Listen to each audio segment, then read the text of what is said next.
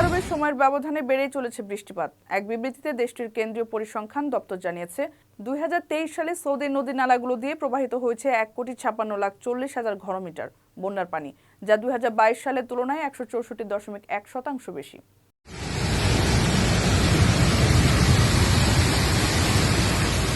Saudi আরবে বৃষ্টিপাত বিরল হয় সমুদ্রের পানি লবণ মুক্ত করা এবং ব্যবহৃত পানি পুনর্ব্যবহারযোগ্য করে তোলার মাধ্যমে পানির চাহিদা মেটায় দেশটি।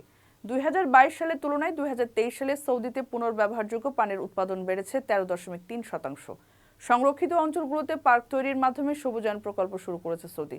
পরিসংখ্যান দপ্তরের তথ্য অনুযায়ী 2023 সালে দেশটির পার্কগুলোর আয়তন বেড়েছে 34 কোটি বর্গমিটার, আর সেসব পার্কে রোপণ করা হয়েছে নতুন 26 লাখ গাছ।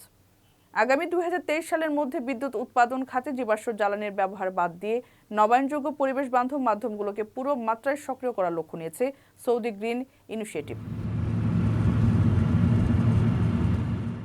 যদি এই লক্ষ্যে সৌদি সফল হয়, তাহলে পৃথিবীর বায়ুমণ্ডলে কার্বন নিঃসরণের হার অন্তত 4% কমে যাবে।